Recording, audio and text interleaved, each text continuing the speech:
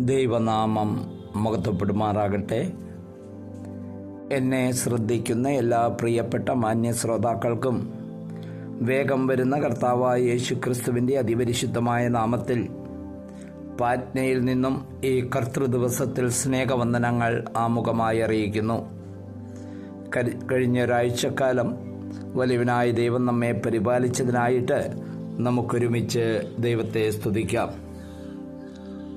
ഇന്നും ആരാധനയോടുള്ള ബന്ധത്തിൽ റോമർക്കെഴുതിയ ലേഖനം അതിൻ്റെ 15 മുതൽ ചില വാക്യങ്ങൾ നോക്കുവാൻ ആഗ്രഹിക്കുന്നു. 15-ാം വാക്യത്തിൽ നാം വായിക്കുന്നു, നിങ്ങൾ പിന്നെയും ഭയപ്പെടേണ്ടതിന് ദാസ്യത്വത്തിൻ്റെ ആത്മാവിനെയല്ല, അബ്ബാ പിതാവേ എന്ന് വിളിക്കുന്ന പുത്രത്വത്തിൻ ആത്മാവിനെ അത്രേ പ്രാപിച്ചത്. ഇവിടെ നാം വായിക്കുന്നത് ദാസ്യത്വത്തിൻ്റെ ആത്മാവിനെയല്ല നമുക്ക് നൽകിയിരിക്കുന്നത്.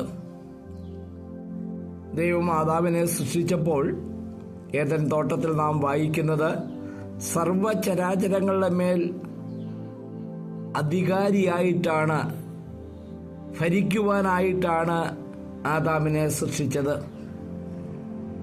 എന്നാൽ ദൈവകൽപ്പന ലംഘിച്ച ആദാം ഭയപ്പെട്ട് ഒളിക്കുന്നതായിട്ട് നാം കാണുന്നു. അന്നു മുതൽ മനുഷ്യൻ ഭയത്തിലാണ് ജീവിക്കുന്നത്. ആ ഭയം മാറിയതെപ്പോഴാണെന്നറിയാമോ? യേശുക്രിസ്തുവിന്റെ ജനനത്തിൽ ദൈവദൂതൻ പറയുകയാണ്, ഭയപ്പെടേണ്ട, നിങ്ങൾക്കായിട്ടൊരു സന്തോഷ വാർത്ത. എന്താണ് സന്തോഷ വാർത്ത? ദാവീദിന്റെ നഗരത്തിൽ ഒരു രക്ഷിതാവ് ജനിച്ചിരിക്കുന്നു. പ്രിയപ്പെട്ടവരെ, ആ സന്തോഷ വാർത്ത പൂർത്തീകരണത്തിലേക്ക് വന്നത് എപ്പോഴാണെന്നറിയാമോ? ആ വാഴ്ത്തപ്പെട്ട കർത്താവ് നമുക്ക് വേണ്ടി ക്രൂശിൽ യാഗമായി തീർന്നു. ന്യായപ്രമാണം ഡിമാൻഡ് ചെയ്ത എല്ലാ കാര്യങ്ങളും കർത്താവ് അവിടെ പൂർത്തീകരിച്ചതായിട്ട് നാം കാണുന്നു. ന്യായപ്രമാണത്തിന് നമ്മെ രക്ഷിക്കുവാൻ കഴിയാതിരുന്നപ്പോൾ ആ ന്യായപ്രമാണത്തിൽ ആവശ്യപ്പെട്ട എല്ലാ കാര്യങ്ങളും താൻ തൻ്റെ ജഡത്തിൽ പൂർത്തീകരിച്ചുകൊണ്ട് സകല മനുഷ്യനെയും പാപത്തിൽ നിന്ന് വിടുവിക്കുവാനായിട്ട് ഇടയായി തീർന്നു. അതാണ് നാം വായിക്കുന്ന റോമാലേഖനം 8:3, ജഡത്താലുള്ള ബലഹീനത നിമിത്തം ന്യായപ്രമാണത്തിന് കഴിയാത്തതിനെ സാധിപ്പാൻ ദൈവം തന്റെ പുത്രനെ ജഡത്തിന്റെ സാദൃശ്യത്തിലും പാപം നിമിത്തവും അയച്ചു. പാപത്തിന് ജഡത്തിൽ ശിക്ഷ വിധിച്ചു. ജഡത്തെയല്ല ആത്മാവിനെ അത്ര അനുസരിച്ച് നടക്കുന്ന നമ്മിൽ ന്യായപ്രമാണത്തിന്റെ നീതി നിവൃത്തിയാകേണ്ടത് തന്നെ.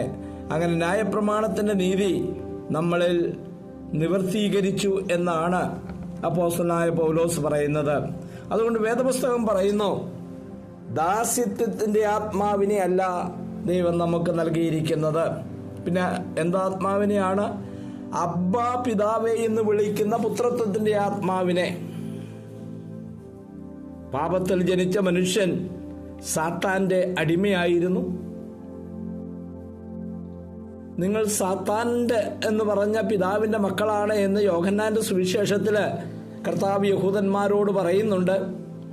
ആരും പാപത്തിൽ ജീവിക്കുന്നോ, യേശുക്രിസ്തുവിനെ രക്ഷിതാവും കർത്താവുമായി സ്വീകരിക്കാതിരിക്കുന്നോ, അവന്റെ പിതാവ് സാത്താനാണ്. എന്നാൽ എന്നെ ശ്രമിക്കുന്ന പ്രിയപ്പെട്ടവരെ, ഇന്ന് നാം കർത്താവിനെ ആരാധിക്കുമ്പോൾ ആദ്യമേ നാം മനസ്സിലാക്കേണ്ടതായ കാര്യം, ആ ദാസ്യത്വത്തിന്റെ ആത്മാവിനെ, അടിമത്വത്തിന്റെ ആത്മാവിനെ നമ്മൾ ഇന്ന് മാറ്റി ഇന്ന് പുത്രത്വത്തിന്റെ ആത്മാവിനെ നമുക്ക് നൽകിയിരിക്കുകയാണ്. നമ്മുടെ പിതാവ് ആരാണ്? സർവശക്തനും സർവജ്ഞാനിയും സർവവ്യാപിയുമായ ആ വലിയവനായി ദൈവത്തിന്റെ പുത്രന്മാരായി നാം തീർന്നിരിക്കുന്നു. 16-ാം വാക്യം നാം ഇങ്ങനെ വായിക്കുന്നു, നാം ദൈവത്തിന്റെ മക്കളെന്ന ആത്മാവ് ദാനം നമ്മുടെ ആത്മാവോട് സാക്ഷ്യം പറയുന്നു. ദൈവത്തിന്റെ പരിശുദ്ധാത്മാവ് നമ്മൾ വന്നു.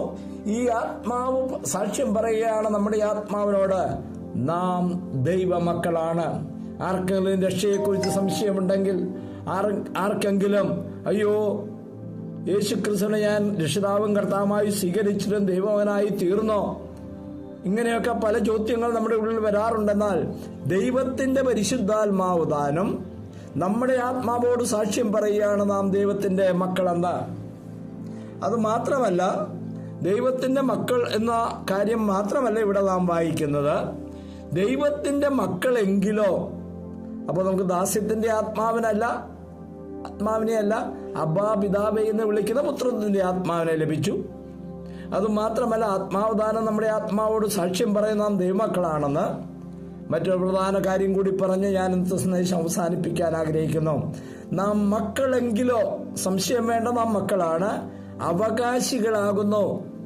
ദൈവത്തിന്റെ അവകാശികളും ക്രിസ്തുവിനെ കൂട്ടവകാശികളും. പ്രിയപ്പെട്ടവരെ, എന്തു വലിയ സൗഭാഗ്യമാണ് നമുക്ക് നൽകിയിരിക്കുന്നത്. ഇന്ന് നാം അവകാശികളാണ്, സ്വർഗത്തിന്റെ അവകാശിയാണ്, ക്രിസ്തുവിനോടുകൂടിയ കൂട്ടവകാശികളായിരിക്കുന്നു. സ്വർഗം എന്റെ അവകാശമായിട്ടിരിക്കുകയാണ്. പ്രിയപ്പെട്ടവരെ, നിത്യജീവൻ എന്റെ അവകാശമായിട്ടിരിക്കുകയാണ്.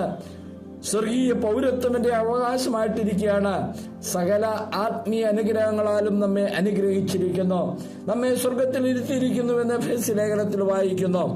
എന്നിട്ട് നാം വായിക്കുന്നു, നാം അവനോടുകൂടി തേജസ്കരിക്കപ്പെടേണ്ടതിന് അവനോടുകൂടെ കഷ്ടമനുഭവിച്ചാൽ അത്രേ. നാം ക്രിസ്തുവിനെ പിന്തുടരുന്ന ഓരോ വ്യക്തിയും മനസ്സിലാക്കുന്നത് ഇത് കഷ്ടത്തിന്റെ പാതയാണ്. അതെവിടെ വരെയാണ്? ഒന്നെങ്കിൽ കർത്താവിന്റെ വരവ് വരെയും അല്ലെങ്കിൽ കല്ലറ വരെയും നമുക്ക് കഷ്ടത്തിന്റെ പാതയാണ്. അതാണ് കർത്താവ് തിരഞ്ഞെടുത്ത പാത.